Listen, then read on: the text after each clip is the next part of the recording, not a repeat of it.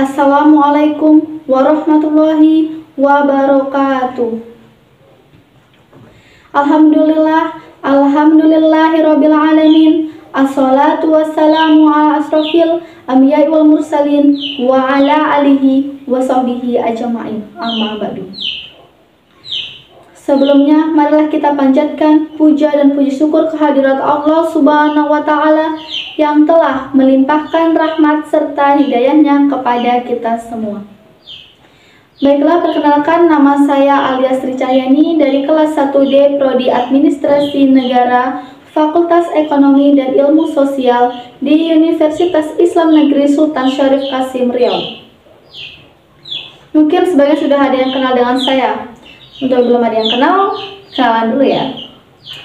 Jangan lupa berdoa agar saya, Anda, dan kita semua selalu ada dalam lindungan Allah Subhanahu wa Ta'ala.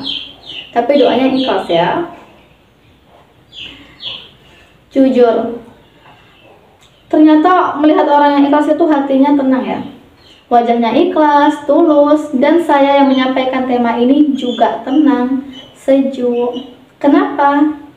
Karena orang-orang ikhlas segala doa-doanya insya Allah dikabulkan oleh Allah Subhanahu wa Ta'ala. Amin, amin, amin ya robbal alamin. Walaupun suasananya hujan, panas, terik matahari sedang di atas kepala, tetapi karena orang-orang yang ikhlas, maka aura doa mereka berdoa kepada Allah Subhanahu wa Ta'ala. Di antara keutamaan orang yang ikhlas adalah orang yang dikabulkan doanya oleh Allah Subhanahu wa Ta'ala. Maka dari itu, kita luruskan niat. Innamal a'malu bil niat. Segala amal akan dinilai dengan niatnya. Orang hanya mendapatkan sesuatu dengan niatnya. Jadi, ketika Nabi SAW mau pindah hijrah dari Mekah menuju kota Yasrib, masih dalam Yasrib ya, belum menjadi Madinah ya. Yasrib, tanah mati, tanah busuk, tanah yang banyak penyakit hama. Namanya Yasrib, tapi tentu tidak enak kan jika dikatakan kamu pergi kemana? Saya mau pergi ke kampung tanah busuk, kampung tanah mati, banyak penyakit. Nggak mungkin kan? Akhirnya dirubah oleh Nabi dengan nama Al-Madinah Al-Munawwaroh. Sampai di sana ternyata nggak semua yang pindah itu hatinya ikhlas. Bahkan ada yang dalam hatinya berkata, wah di Madinah itu kan nggak ada yang berdagang, semua yang di sana kan bertani. Kalau kita orang Mekah berdagang, tinggal di kampung orang bertani, pasti kita untungnya banyak. Kenapa? Karena mereka tidak bisa bisnis. Ada tuh yang seperti itu. Ada juga yang berkata, kelihatannya kalau pindah ke Madinah bisa kawin lagi nih. Tetapi karena Nabi tahu isi hati mereka, maka Nabi berkata, siapa yang hijrah murni, tulus, ikhlas karena Allah Ta'ala dan Rasul, maka hijrahnya akan dibalas oleh Allah dan Rasul pula. Lalu siapa yang hijrahnya karena ingin mendapatkan harta dunia atau karena ingin menikahi perempuan, dapat dipastikan setan dan iblis akan terus menghantui pikiran kalian.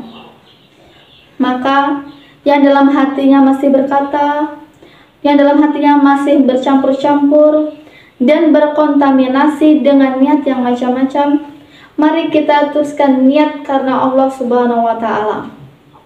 Itulah mengapa para alim ulama, para kiai, para ustadz berkata, sebelum ngaji, sebelum pengajian, sebelum tablik akbar, bapak, ibu, dan teman-teman sekalian, mari kita tajridkan niat. Mari kita bersyukur dan sucikan hati, serta tulus karena Allah Subhanahu wa Ta'ala. Mau dilafadzkan langsung dari mulut terserah. Aku niat ngaji karena Allah, gitu kan. Atau mau dalam hati pun ya terserah. Asal semua dari niat yang baik, insya Allah semua akan dibersihkan oleh Allah Subhanahu wa Ta'ala. Kadang ada juga nih yang berkata, kamu paling hebat, kamu paling soleh, kamu paling alim, kamu paling utama masuk surga. Pokoknya kamu.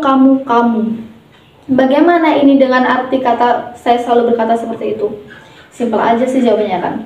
Ya karena kau masih hidup. Allazi waswisu yang selalu berbisik-bisik di dalam hati manusia. Yang berbisik itu ada dua golongan, minnal jinnati wan nas, dari kalangan jin dan manusia. Sampai kapan setan berhenti menggoda kita? Sampai kapan jin itu berhenti menggoda orang-orang yang ikhlas? Selama ruh bersemayam di jasad, maka setan akan terus menggoda kita. Ada nih yang bertanya, saya ini sudah tidak lagi digoda oleh setan, berarti ruh yang ada dalam tubuh saya ini sudah keluar dari jasad kita. Maka dari itu saya selalu istighfar. Selalu istighfar katanya ya kan. Ada seorang yang muji, astagfirullahalazim. Jalan ke masjid, astagfirullahalazim. Bahkan gak ada angin, gak ada hujan, tiba-tiba tepuk jidat, astagfirullahalazim. Loh, kenapa mas? Hatiku tadi rusak Adinda.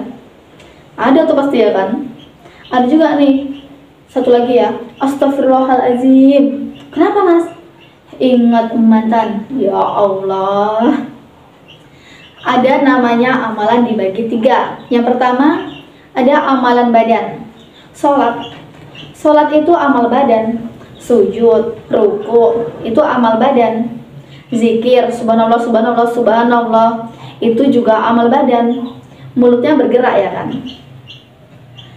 Saya berbicara panjang lebar di sini pun ya termasuk amal badan loh ya kan. Mulutnya bergerak ya kan.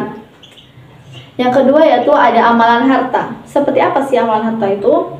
Ya seperti wakaf, infak, sedekah, wasiat. Terus ada yang bertanya nih, kalau bangun masjid itu amalan apa? Bingung tuh pasti. Bangun masjid itu merupakan amalan badan dan juga harta. Ya kan? Selanjutnya yaitu ada amalan hati. Apa itu? Ya ikhlas. Orang yang ikhlas badannya tidak berawal, uangnya pun tidak keluar. Jadi amal itu terbagi menjadi berapa? Ayo. Ya 3. Amal badan, amal harta, dan amal hati. Hati senantiasa ikhlas dan Allah Ta'ala akan memandang hati. Allah tak akan memandang badanmu yang kurus dan yang gemuk, karena semua sama di mata Allah Subhanahu wa Ta'ala. Makanya saya pede aja sih kayak gini ya, karena walaupun gendut atau bilang apalah itu, yang hitam, yang putih, siapa yang paling mulia? Ya tetap hati kita inilah yang paling mulia. Hati yang ikhlas. Ingat, Allah tidak melihat postur tubuhmu, tidak melihat warna kulitmu, tidak melihat banyak harta duniamu, tetapi Allah melihat isi hatimu. Betapa mulianya jiwa yang ikhlas, yang meyakinkan akan datangnya kebahagiaan yang diberikan oleh Allah Subhanahu wa Ta'ala.